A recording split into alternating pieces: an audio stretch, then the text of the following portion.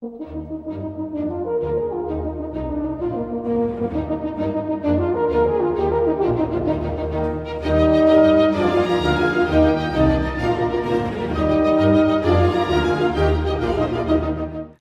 and welcome to the Reorg. My name is Michael Goldstein, otherwise known as Bitstein. I am joined by my co-host, Pierre Rochard. Pierre, how are you doing? Doing very well, thank you. How are you? I'm doing well. I'm excited about this one. So the Reorg is all about re-examining the old SNI archives in light of years of new accumulated proof of work. And this one, it's interesting because revisiting, I think it's, I thought it was sort of not as important anymore. But after having seen some of the ways that, at least still in the more intellectual sphere, that Bitcoin is handled, I think it's still very relevant and has a lot to offer. So we are continuing in the SNI mempool crash course in Bitcoin political economy, the series of articles, or a sort of annotated bibliography of articles from our mempool blog that we think captured the spirit of our argument as to why Bitcoin would go from zero to world reserve currency, outcompeting both fiat and precious metals. And we were continuing along. Last time we discussed proof of work, and we're kind of using that as a basis to look at these sort of foundations, the beginnings of Bitcoin. And today gets more not just into the interesting technical feature, which proof of work is, and its related concepts, probably the most important thing in Bitcoin specifically, as opposed to previous digital cash systems. Today we're looking more at the monetary origins of Bitcoin and Bitcoin as a medium of exchange. So with that, we take a look at Daniel Krawisz's July 2013 article, The Original Value of Bitcoins. Now, for context, the price of Bitcoin at the time was $87.82. So even with a current crash going on, a classic bull market crash happening in the markets right now, Bitcoin is still a tremendous way up, and hyper-Bitcoinization remains real. But this article specifically goes into an Austrian concept called the regression theorem, which we'll obviously discuss in the article. And one of the things that I find interesting about this is that I'll give away the ending in many ways. It's like the regression theorem doesn't really impact Bitcoin, because the regression theorem is a very particular argument as to why a medium of exchange can come to exist, not trying to come up with the specifics of how one did. So Bitcoin is a medium of exchange, so problem solved. However, where it actually is interesting, I think, especially even in today's context where there remains Bitcoin skeptics, including in the sort of Austrian realm, is I think this one particular problem in economic monetary theory that Mises did such a great job of elucidating and figuring out, is that it sort of reveals, I think, a lot of the snags that people had in their particular application of Austrian theory.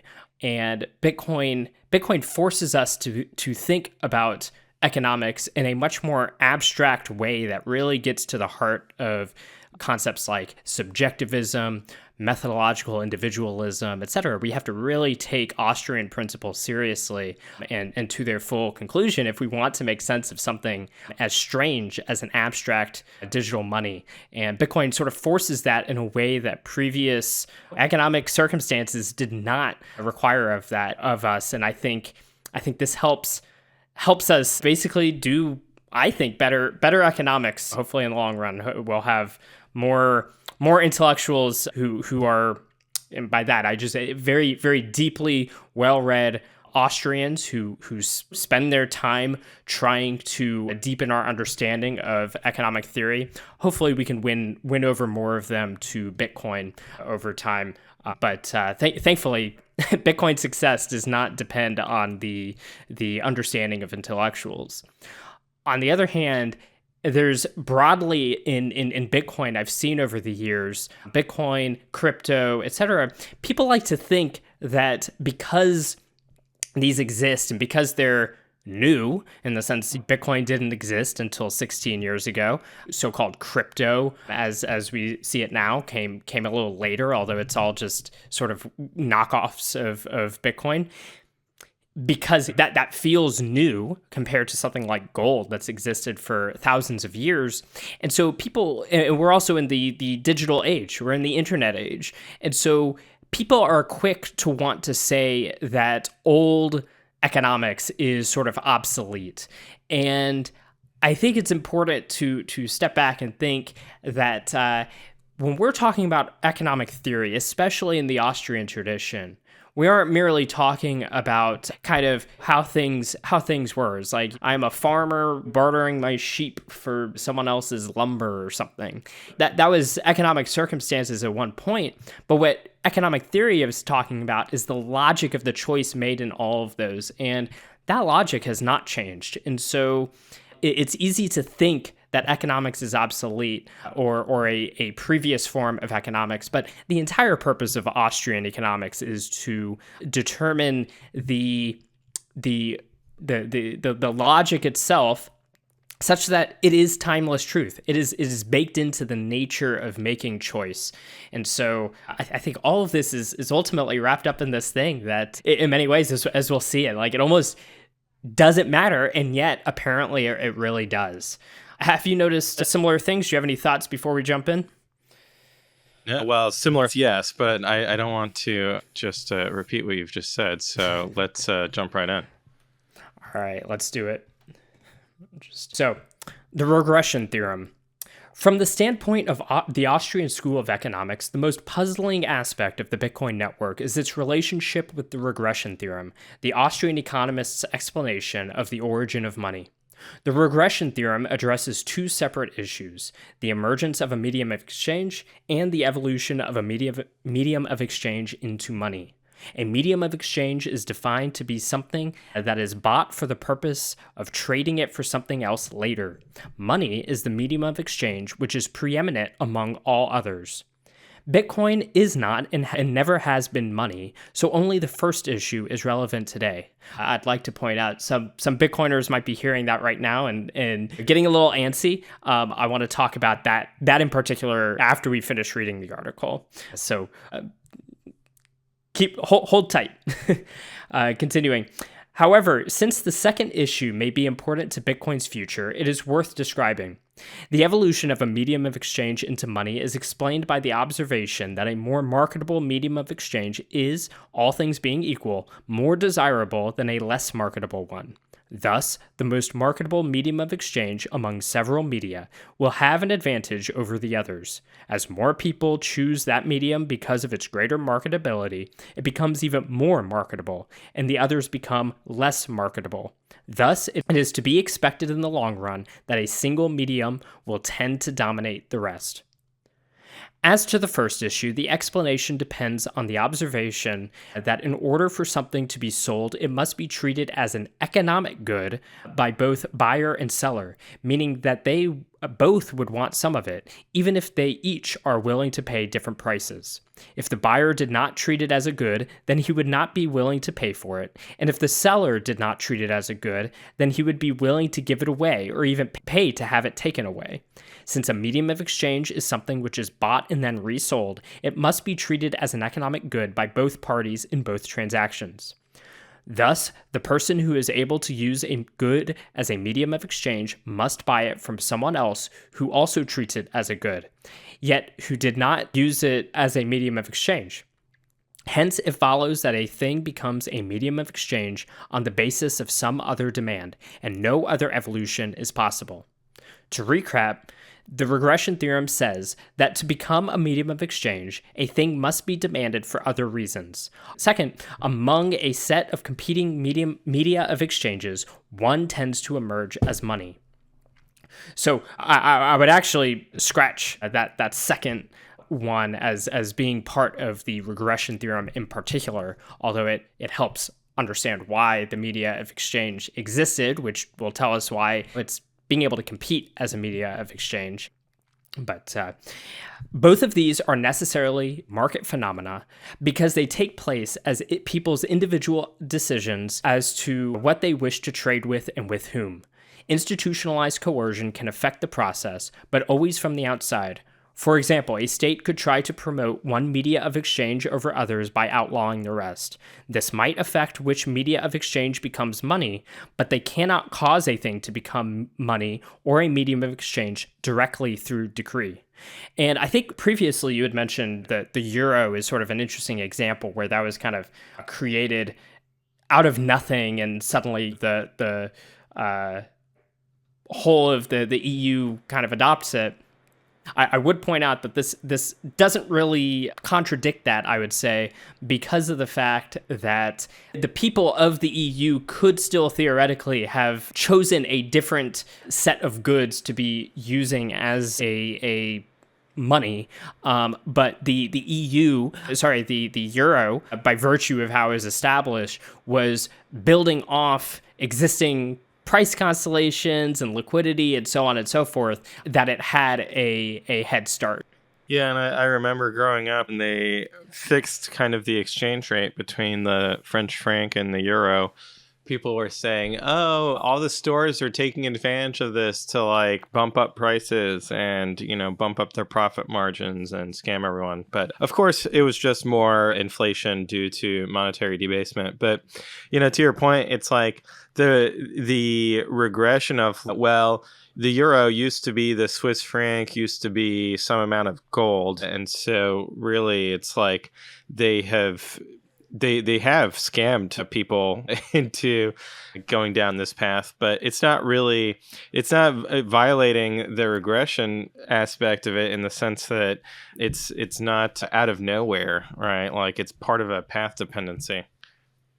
Right, and that's same with the dollar in the United States. Originally, it literally meant a weight of gold, and it was only over time that this meaning was degraded. Originally, Michael, I'll correct you. Originally, it was a weight of silver.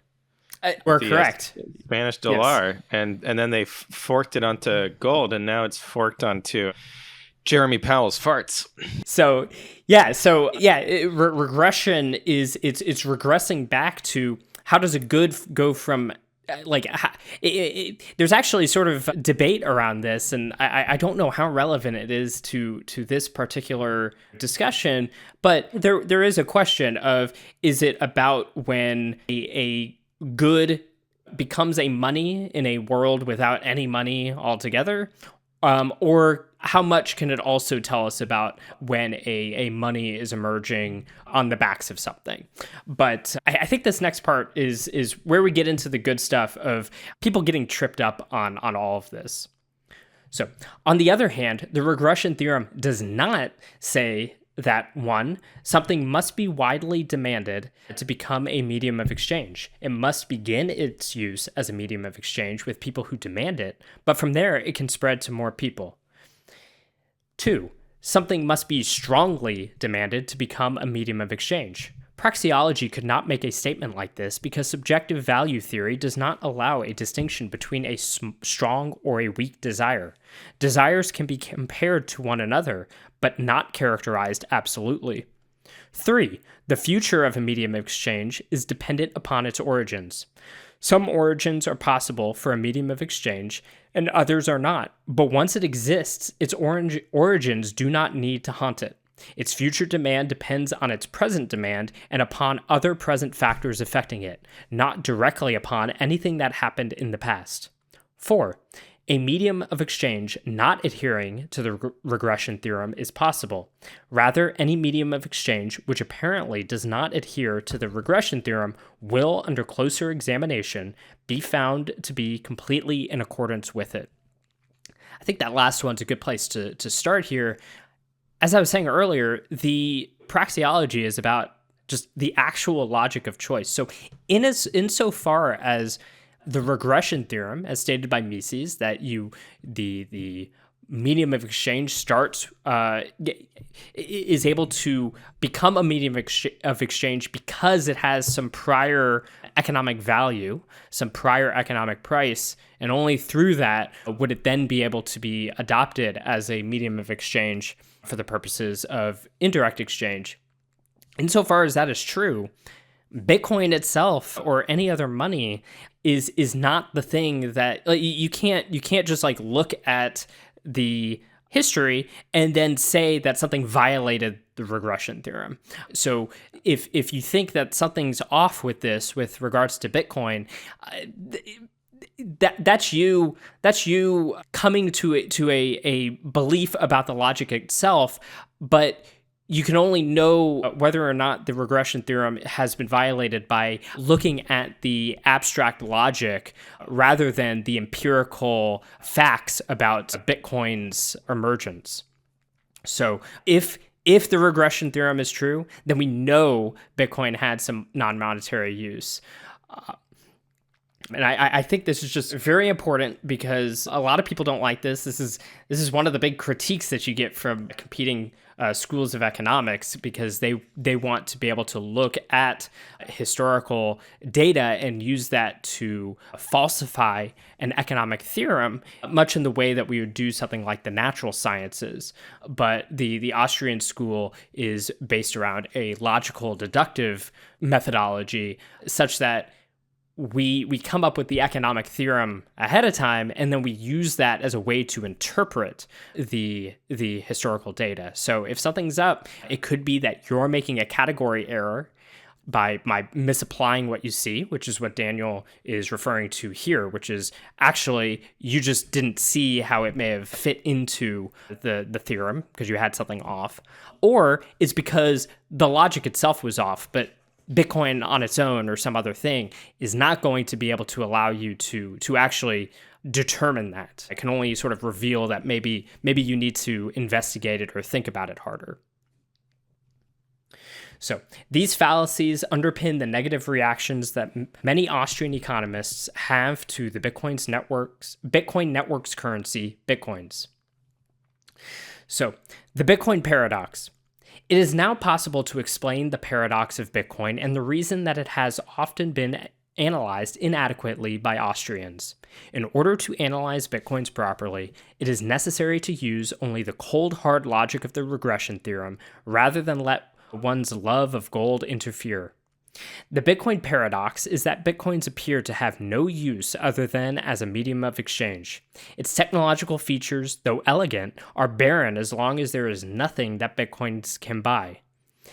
Thus, it would appear to be a violation of the regression theorem if Bitcoins were to become a medium of exchange. There are two fallacies inherent in the statement of this apparent paradox. The first is an argument from lack of imagination. Just because the nature of Bitcoin's original value is unclear does not mean that there isn't one. The second is a violation of subjectivism, which is fundamental to Austrian methodology. The economists need not demand to understand the reasons why people value anything. Demand is proven by the fact that something has a price, not by the fact that the economist understands why people pay for it. I don't deny that a lottery ticket is an economic good, even though I can't understand why anyone would buy them. Bitcoins are known to be a medium of exchange today. This proves that the regression theorem must apply to them, even if it is hard to understand the original demand.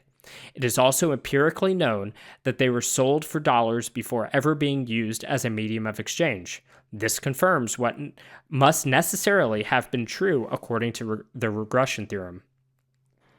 That part I don't really get, which is like selling for dollars is being used as a medium of exchange. It's like dollars are a good like any other. I get that they obviously they're a monetary asset as well, but I feel like that's something that I try to debate on social media as well, of people saying, hey, look, people don't spend their Bitcoin. It's like, okay, but have you seen the trading volume on an exchange? I mean, people are spending a lot of Bitcoin buying dollars.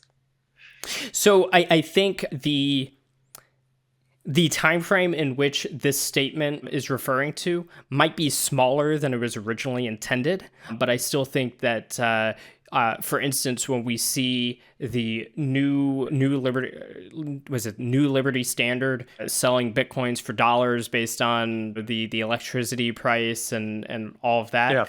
Yeah.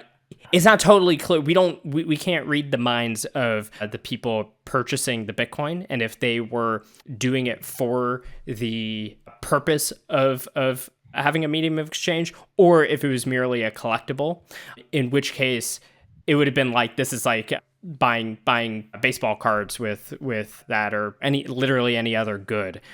So I would say, I guess when we say empirically known, I don't know that we truly have empirical knowledge of that. Rather, we can speculate on that having happened and basically assume someone somewhere probably traded Bitcoin in some way that was not for the purposes of medium exchange. But right. Yeah, that sentence in particular is, I don't know that it's empirically known quite in the way he thinks. And if it was probably a much smaller time frame than people might think by reading that.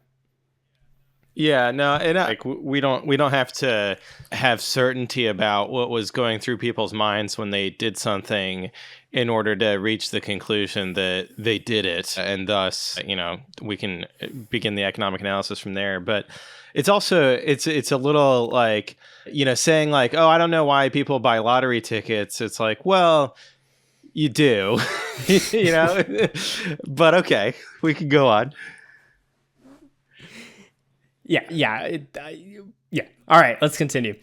The correct approach should have been clear to any Austrian economist, but until recently, Austrian analyses of Bitcoin have been superficial. It is not yet generally understood among Austrians that Bitcoin is fundamentally different from both gold and fiat currencies, and therefore requires a fundamental analysis going back to first principles. This may have to be reiterated a few more times before the Austrian movement is convinced. And specifically there, he's talking about, I think, the technological fundamentals. And I suppose there is the specific fundamental of a strictly finite supply. But I think that's just a point to be made. The anti-Bitcoin Austrians are incapable of mounting a reasonable case against Bitcoin. They are convinced that something must be wrong with Bitcoin, but when they attempt to articulate it, they arrive at conclusions which are either subjective or fallacious. The most common reaction is that the regression theorem implies Bitcoins cannot become money or are somehow unsustainable, but this conclusion misunderstands the nature of praxeology. Praxeological arguments are only capable of saying that certain causal relationships are possible or impossible. It is not possible for something in real life to violate a praxeological law, even momentarily. And I would like to jump into a footnote here. So regarding fallacious or non-subjective reactions to Bitcoin, he says, See an article by a man named Gurchev from Mises Daily for an article that gives subjective arguments against Bitcoin, which I should probably put a link in there. But he primarily focuses on a Frank Shostak article, The Bitcoin Money Myth, from April 2013. And he says this falls into numerous fallacies in an attempt to refute Bitcoin.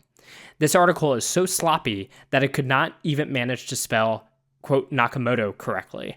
Though it is an embarrassment, it is useful. So I guess to push back is we also have a few typos in this article that I should go fix. So that alone is not the argument here. So let's continue to get to the real arguments. It is useful as a compendium of fallacies and as an indication of the level of disdain and ignorance with which some Austrians discuss Bitcoin. I will briefly discuss its problems. First, Shostak describes Bitcoins as a medium of exchange, but then argues that the regression theorem says that it cannot become money because it has no intrinsic value. However, the origin of a medium of exchange has no bearing on the reasons that a medium of exchange becomes money. So I think that part is important. I also think I didn't have a chance to look back at this article, but insofar as he says intrinsic value, I think that itself is a misunderstanding of, Austrian principles. You can say that something has intrinsic properties that people value. We can talk about all the intrinsic properties of gold, water, different foods, lumber, etc. Like we can come up with the intrinsic properties, but it's only in particular times and places and for particular needs that people actually value a good. So the value itself is not intrinsic. And what the regression theorem is saying is not that something has some mystical intrinsic value, but that the valuation of that good was for a non-monetary purpose. That is, they wanted the good because of some more direct use of that good rather than for the purposes of indirect exchange. Second, Shostak says that Bitcoins are not physical, therefore not a commodity, and therefore, since only a commodity can emerge as money, Bitcoins cannot become money. This wrongly introduces physicality, which is not a praxeological category, into the discussion. The only relevant praxeological category is scarcity, which Bitcoins have despite not being physical. And scarcity here referring specifically not even just to the quantity, so to speak, the lack of abundance, but the rivalrousness, where if you have some Bitcoins, other people cannot. In economics, the scarcity is referring to that fact. Third, Shostak advances the fallacy that money serves as a, quote, yardstick. It is true that using money tends to make the exchange rates of goods obey a transitive relationship to one another, but it is not a measure of anything because it is not independent of the rest of the economy and can fluctuate in demand just like anything else.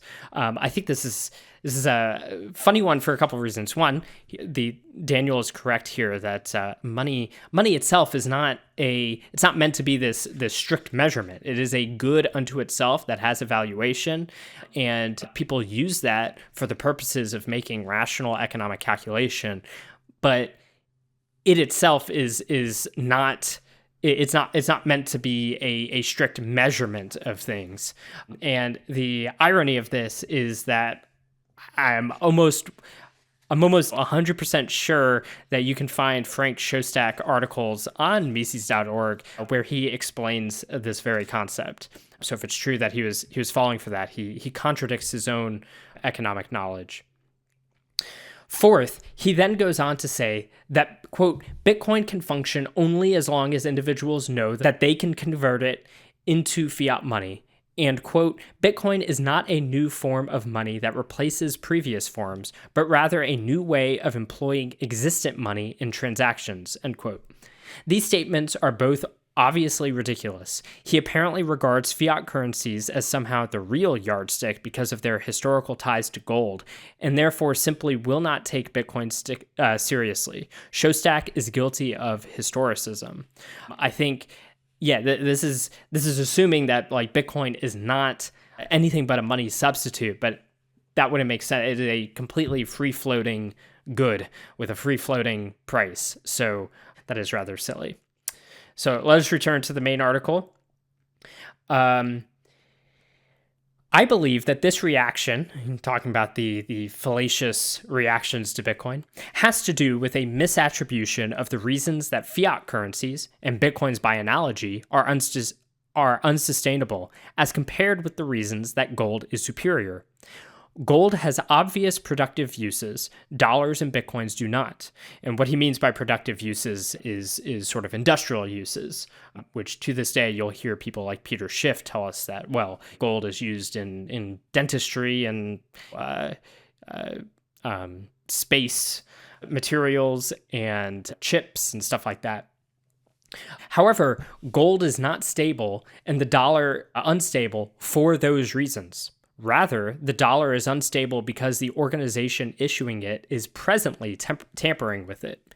If the tampering should stop and the government should provide real evidence that it will manage the dollar responsibly, then there will be no reason to expect the dollar to be unstable after that.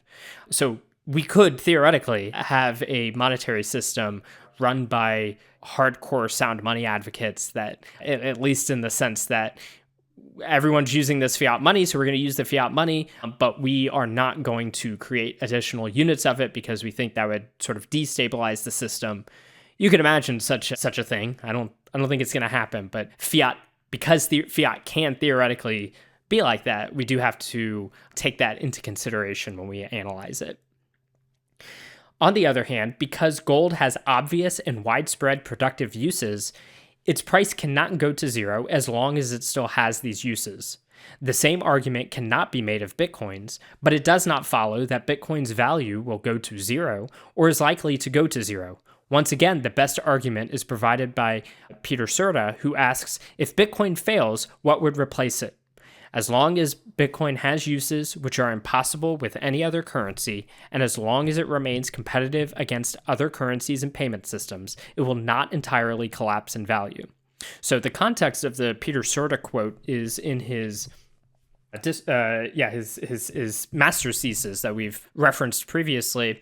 He basically says that any medium of exchange is going to have value because it lowers transaction costs, and it has a greater liquidity. And so in order to imagine something coming and replacing Bitcoin, like for Bitcoin to have to fail would mean that there is something else there to sort of outcompete it, which would mean that had lower transaction costs and higher liquidity. So outside the case of a sort of technological implosion, we have to actually explain the process by which Bitcoin would fail, not merely say that it would go to zero. Like if we can come up with the reasons why it is not zero, we can't just hand wave a reason why it would go to zero. Or sorry, hand wave away a reason why it would go to zero. Attempted explanations. Bitcoins are a puzzle to resolve, not an excuse to deny reality. They must have had an original value. The critical moment for Bitcoins was when they were first sold. Why did people begin to pay dollars for additional Bitcoins beyond those that could be obtained for free? This is not a praxeological question, but it is most definitely an interesting one, and it is also at the heart of Austrians' confusions about Bitcoin. It is clear that Bitcoins cannot be thought of simply in analogy with gold, and some other story must be given for it before it will seem natural to people who are used to thinking of money in terms of gold and fiat. In general, it is not always possible to explain people's desire very well because they are so subjective. However, a good can be explained as an instrumental good as opposed to an intrinsic good. There is no explaining human fashion, but given that it exists, there is no difficulty in explaining fashion shows or designer clothes as means of advancing people's quests to stay ahead of the latest trends. It is not enough, therefore, to say that they were, quote, cool or had mystique. This explains nothing more than what we already know. Ordinarily, things are cool or mysterious for reasons, not because of a sudden mass delusion, although this is not impossible. That kind of, I think, goes into what you were saying earlier, by the way, that there are ways that we can kind of like think through why these things happen, but I don't think it affects the broader argument here. Yeah, sometimes it's just a matter of asking folks, the early adopters, but also you can read on the forum posts. You can kind of get some ideas there. Yeah, of course, the economic theorist is just talking about phenomenon, and he's not going to know about every phenomenon that exists in the whole world. And so you have to do that empirical knowledge to figure out, oh, okay, here we've talked about means and ends, and then you go out and talk to the man on the street. It's like, what ends are you seeking? What means are you using to get there? We wouldn't want to be guilty of historicism like Frank Shostak. Yes. So, an explanation suggested by Conrad Graf, is that Bitcoins were originally demanded because of an appreciation of Bitcoin's engineering.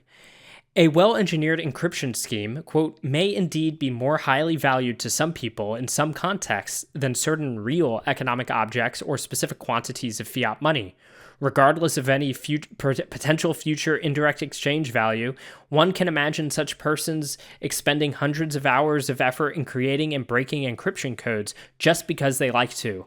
And this is a reasonable possibility. There are a lot of people who really just enjoy, they're in it for the technology, as they say. We're the latecomers who got in it because of the money. But despite that being the sort of purpose of Bitcoin, what that technological invention is ordered towards, some people just like the technology. So that's one way of thinking of it.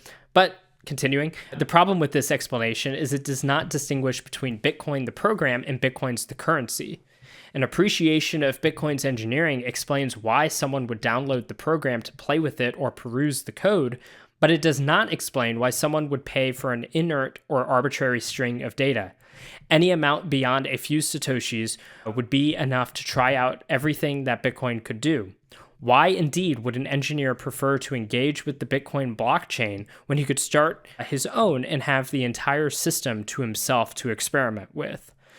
The correct approach, I think, was hinted at by Serta, who obliquely says, quote, according to my opinion, the rational expectations of the potential utility of Bitcoin for the potential buyers exceeded the price demanded by the producers, and trade emerged.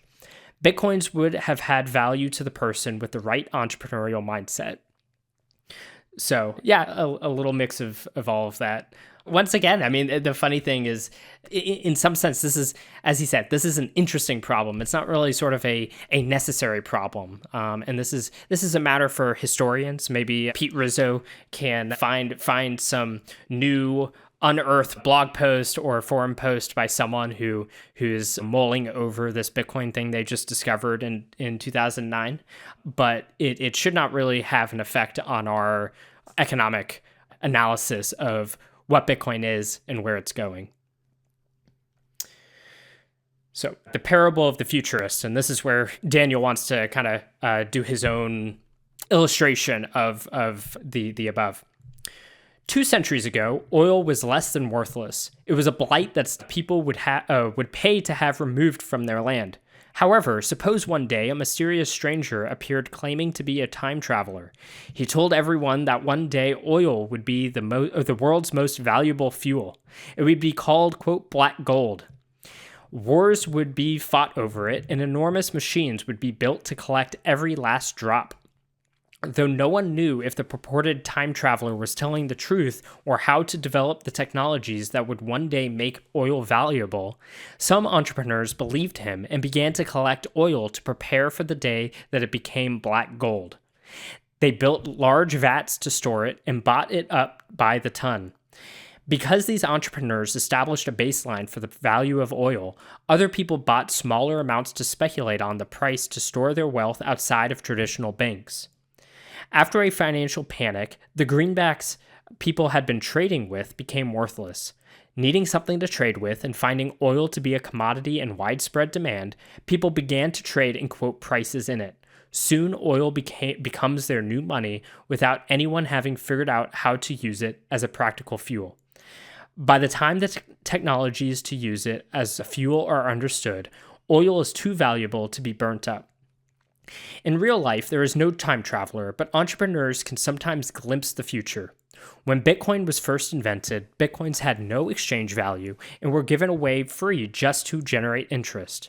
However, once the right entrepreneurs began to suspect that Bitcoins might actually be used as money someday, they were willing to pay dollars to have larger amounts than were available for free. They might not have understood precisely how it could happen, but actually thinking it might would certainly be enough to give Bitcoins a mystique. Thank goodness that there were enough people whose judgment was not clouded with an imperfect understanding of the regression theorem. A suspicion that Bitcoin might one day be a big deal explains everything about its original demand. This explains how an appreciation of Bitcoin's engineering could lead someone to want the coins themselves.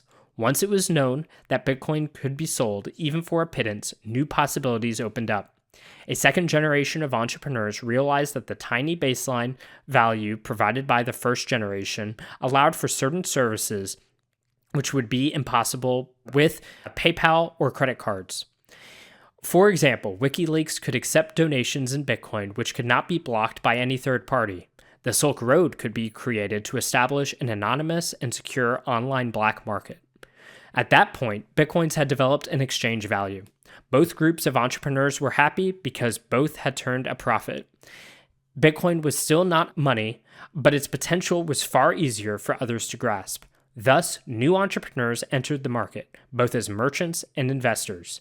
This cycle repeated itself to this day, and there is no reason that it will not continue as long as there are people ready to stake money on the vision of a Bitcoin economy. So there's a lot that we could add to this. Where I'd actually like to start is something that I should have said earlier, which is kind of a little background on the regression theorem itself and what the issue was. So the Austrian school, of course, goes back to Karl Menger, and he was trying to argue against chartalism, which is the idea that money is created by the state, by showing that money, while he didn't necessarily say that a state could not create money, he wanted to show how we could go from individual actions to describe how a money would emerge, just like we can also describe how a language might emerge. And so he did that. He talked about the sort of spontaneous order, the emergent order of money coming from each individual's need for a good to participate in indirect exchange.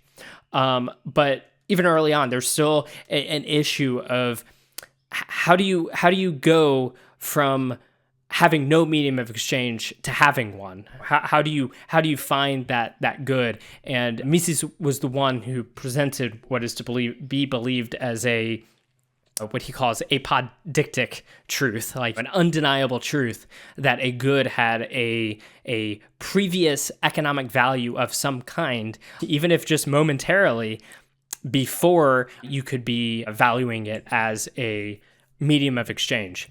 So the important thing here is what economists were trying to understand was how could a money arise in a free market without the role of the state, because so many people associate money with the state.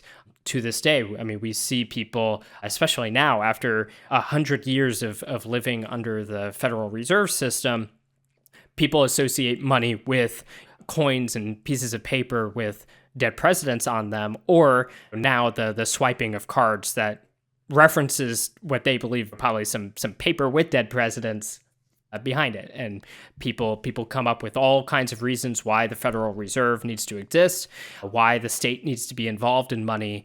And the argument here is that from Menger's perspective is you don't need the state to explain why that happens.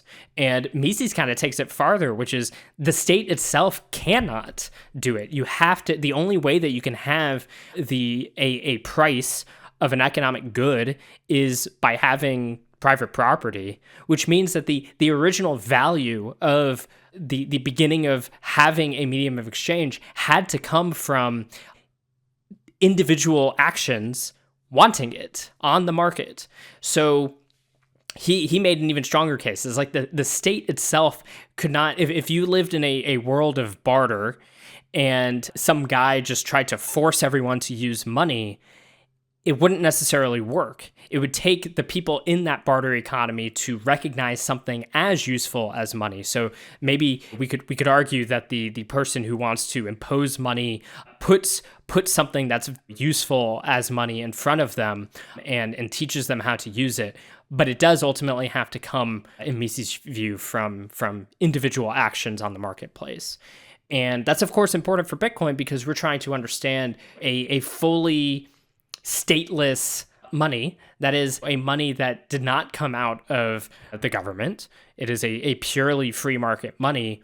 Why we should expect it to be useful as a medium of exchange. And if we have a chartalist view of money, then of course Bitcoin it's impossible for it to have become a medium of exchange, but it did. So we have to be able to explain that. And the Austrians give us the tool for understanding how that emerges from the market.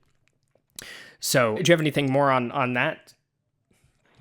Yeah, I was just thinking about friends Elizabeth Warren and Brad Sherman, who are kind of the two most famous chartalists at this point. And I guess their theory of Bitcoin's value is that Bitcoin bootstrapped itself with criminal activity, with at least the promise of pseudonymity, which is outlined in the white paper, that was enough to get the network going. But I don't think that's true from a historicist perspective, which is that the criminal use of Bitcoin started occurring after it had value, and then we saw the development of the Silk Road. But the other point would be that what if Satoshi Nakamoto himself was a criminal? And so if he created Bitcoin because he wanted to have a tool for his criminal empire, and so that's what kicked it off, then maybe Elizabeth Warren and Brad Sherman are right. But yeah, that's what I was thinking about. Yes. Yeah. I mean, we don't we don't know what his particular motivations were beyond what writings he gave us. His writings, his or her, or it. We don't know Satoshi, except what we were actually given was basically an argument that we need a money that is not within the confines of trusted state banking apparatuses. So that gives a strong indication perhaps there is a criminal undertone, but there's that's just making a lot of assumptions. That's bringing your own disdain for Bitcoin to the discussion rather than using actual historical evidence to say that. Because as we described in this article, when we see things like, I guess, WikiLeaks is kind of in a gray zone. We saw all of what Julian Assange went through for his actions, but they had to have recognized that, this is something that we can accept as medium of exchange, because you wouldn't want to be getting donations in something that you can't turn around and go use to further your mission. So it already had to exist for them to recognize it as such. And the same thing for the Silk Road, where you wouldn't be able to, you wouldn't want to bother making a black market if people are expecting to just accept a thing and basically like be bartering online for that. That wouldn't really be a thoughtful market. Maybe it would work. Maybe it'd be like some kind of like Craigslist thing, but it's just money makes exchange easier. And it was through recognizing that it's like, yeah, we can actually, the creator of the Silk Road was able to create an actual sort of black market entity. So it was dependent on that already existing. And even if Satoshi wanted that doesn't mean that everyone at the time was also valuing it for that same reason. And Satoshi themselves could not have been the one to sort of dictate that this is a medium of exchange. The market needed to adopt it as such. So yeah, I think their chartalist theory is just it's wrong and misguided, and then it's used to attack completely law-abiding Bitcoiners for simply wanting to have a good savings vehicle. So it's pretty nasty business. Yeah. Well, the other thing too is that like the threshold for wanting to have some Bitcoin, back then at the beginning of Bitcoin, the cost of mining Bitcoin was very low, right? It was basically zero. So, the benefit only has to be like a little bit greater than zero. It doesn't have to be like, it has this dual use where you can also build a house using Bitcoin, right? Like, I think that gets lost on some folks of just how much utility does something have to bootstrap itself. Well, if it's bootstrapping from zero, it really doesn't have to have a whole lot of secondary utility, even if you're like thinking about it that way. And maybe like the regression theorem is in a sense a part of the argument about utility and the whole utility token kind of ideology, which Daniel, I think, did a great job taking down in the AppCoin piece, which will come later. But that essentially it's the utility argument relating to the beginning. But there's also a utility argument for the middle and the end. And we still see it on social media today of people saying, hey, look, Bitcoin doesn't have any utility, and therefore it's going to get flippened by this other utility token. And that's how Bitcoin will end. Right. And so I if people want to learn more about the regression theorem, by the way, they can look at Man, Economy, and State by Murray Rothbard, or they can dive deeper to some of the original sources in Mises's The Theory of Money and Credit, as well as Human Action. In Man, Economy, and State, he goes through a lot of these arguments that Daniel is also sharing here. And when we're talking about utility, for the purposes of the regression theorem and a medium of exchange, that quote utility in terms of a sort of non-monetary use it's only applicable to prior to becoming a medium of exchange. So the demand for a monetary good has two parts. It has the demand for non-monetary uses, and it has the demand for monetary uses. Now, the argument is that at the beginning, you can only have that non-monetary thing, and then it's like, how do you get that other side of that equation started, or that supply, how do you get the rest of the demand started, that second component?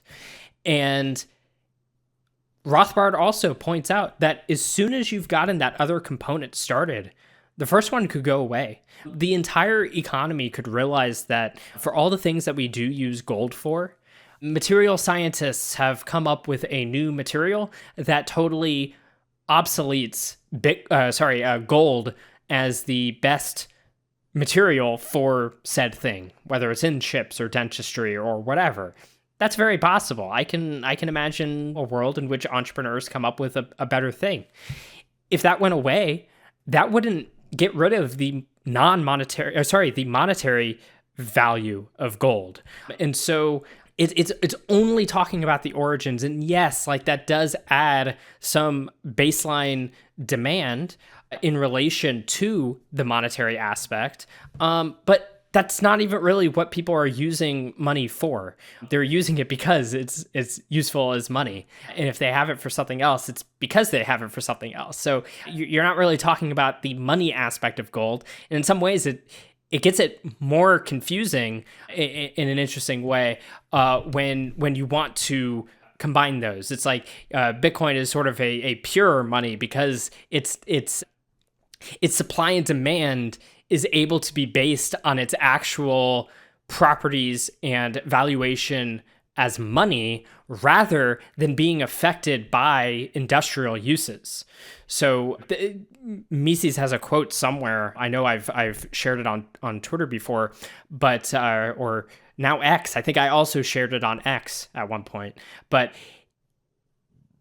he says that some of these, the fact that we use goods like gold as money, despite having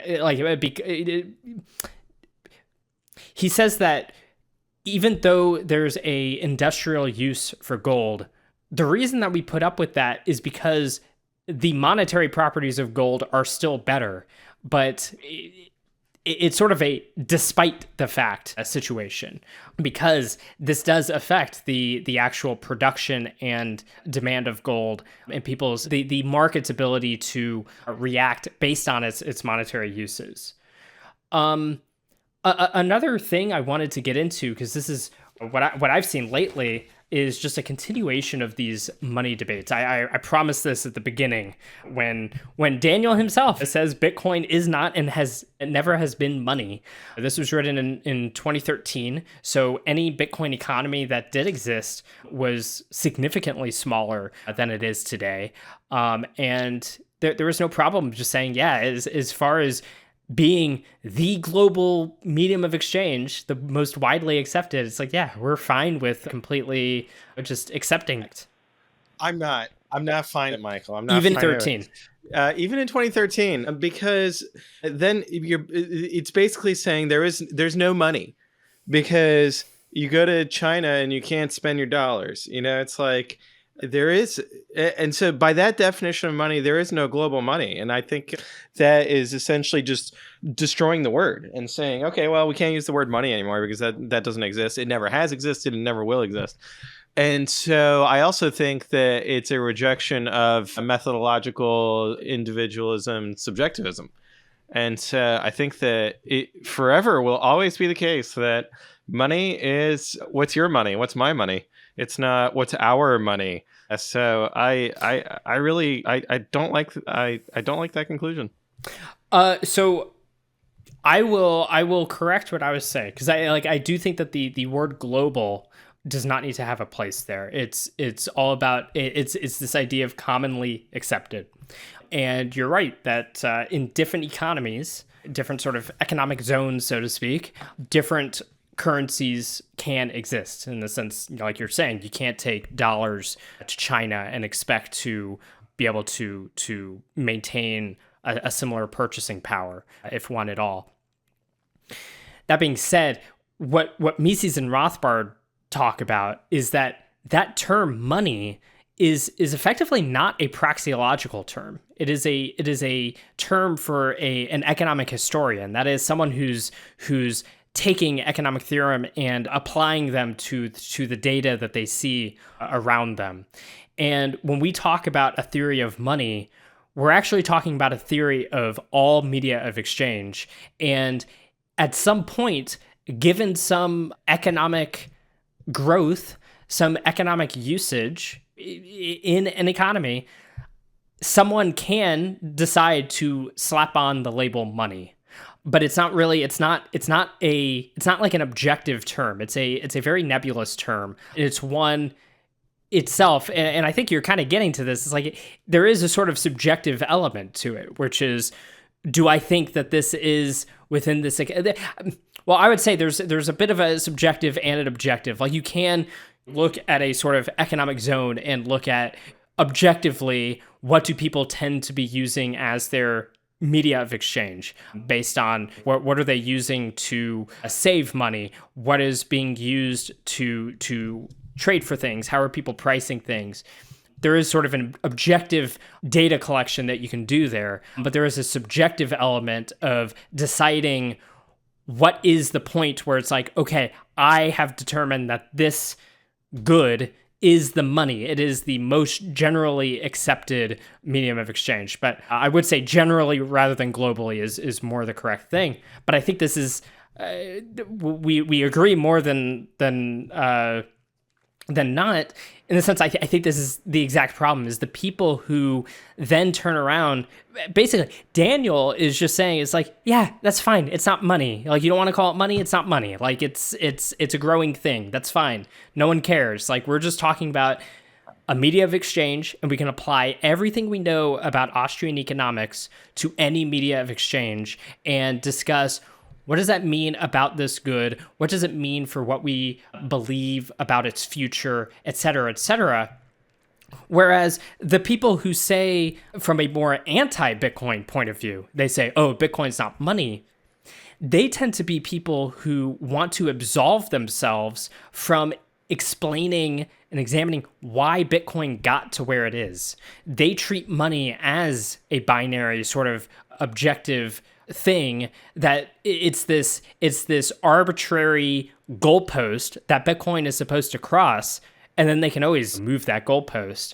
And so it keeps them from actually explaining from the fundamentals, from zero, how Bitcoin got to where it is. And so I think that the whole discussion of whether or not Bitcoin is money is sort of is missing this point.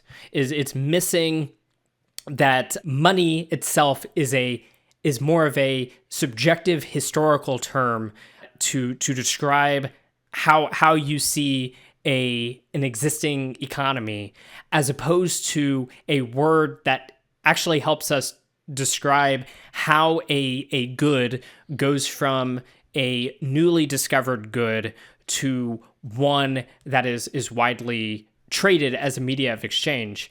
And some of this would be fixed. I've brought this up before, but if people were more comfortable as well with the concept of a secondary media of exchange, which is when the most commonly used media of exchange in a given economy still has transaction costs that can be bested by some other good, there might be a sufficient liquidity in another good that makes it a medium of exchange, even if it's just to go in and out of dollars, like you were mentioning earlier, as that is a use of a medium of exchange, is to get in and out of dollars. And so there is the concept in human action of secondary media of exchange. And for the people who want to say Bitcoin is not money, it shouldn't mean much of anything with regards to how we're trying to understand and appreciate Bitcoin. All they should do is say, oh, well, Bitcoin is a secondary media of exchange. Now let me investigate why has it developed as such a fast-growing, giant secondary media of exchange, and are there reasons to believe that the growth of that secondary media of exchange would not continue, and why would that be? Or in the case that I don't see a reason why, well, could that mean that it could become the primary media of exchange? So I think I think the term money is very good at tripping people up. Agree. So with all of that, I don't know that I have any. I mean, there's ways I could go on for a lot longer on this, but for the broad point, I think it was made quite clearly. This is something that otherwise, if you're into the regression theorem, it's a fun, interesting way to, like, a particular idea in the theory of money that I recommend you go investigate. But my verdict with regards to Bitcoin is, there's insofar as it's true, it doesn't violate it, and that should not hold you back from trying to understand why Bitcoin is where it is today, and using that knowledge to help you look forward into the future to make a decision about how you yourself want to save or sell or do whatever it is you want to do with Bitcoin. Sell your gold, buy Bitcoin. That's kind of the overall premise here. Oil too. Yeah. Everything. Chairs, I'm told. Sell everything. So anyway, that's the original value of Bitcoins. Like I said, there's a few things that I think, few statements here and there that some quibbles, but overall I think this has really held up as a good explanation of this problem that's unfortunately snagged people. I just remembered I should have also brought this up. This actually has been one of the most major obstacles for Austrians and fellow travelers since day one. So, for instance, on the Nakamoto Institute, we have the skeptics page, which regretfully has not been well updated. But the first Bitcoin skeptic is not a Keynesian. It's not even a Peter Schiff. It is a man who was on the Mises forums and others, Niels van der Linden, who is a very smart man, very interesting, but he got tripped up by the regression theorem arguments, in my opinion. This in many ways is sort of a rebuttal to him as well. This tripped him up, and I cannot tell you how many people I've met who were libertarians and into Austrian economics at the time in 2011. It was 2010 or 2011 when he posted his articles and videos about Bitcoin violating the regression theorem and therefore could not be money, that decided not to take Bitcoin as seriously because of it. So a lesson there is bad ideas can lead to major differences in one's future. I know you've talked about the importance of reading the right books and stuff like that. You get one little snag idea in your head, and suddenly the future looks very, very different. We call that getting one-shotted. Yes. So unfortunately, the regression theorem, as much as I don't think it's an issue for Bitcoin at all, it one-shotted a lot of people, and I think that's an unfortunate thing. So study up. But you know what? We're still so early. They can get in now. The podcast, they now understand why it's not an issue, and they can be early adopters today. That is true. That is true. We are still so early. So lots to figure out in these early years. But I'm sure in 10 years, we'll have even more kind of ways to look back at this and some even greater nuance. But I think that'll wrap it up for today. Thank you, Pierre, for joining us. This podcast, The Reorg, is brought to you by the Satoshi Nakamoto Institute, which is preserving and advancing Bitcoin knowledge. If you have gotten value from these archives of Bitcoin prehistory, of Bitcoin economic analysis, of the writings of Satoshi in our particular archives, if you've gotten value from that, I recommend you share links with friends, continue studying, and help us continue and grow our organization to provide more and more Bitcoin education and Bitcoin analysis. Help us do that by donating to us. There is a link to donate in the show notes, and you can also visit nakamotoinstitute.org/donate, whether it's 1 Satoshi or 500,000 Bitcoins. Any of it would be very helpful in being able to expand our mission. So thank you so much for listening, and share with a friend, and have a good day.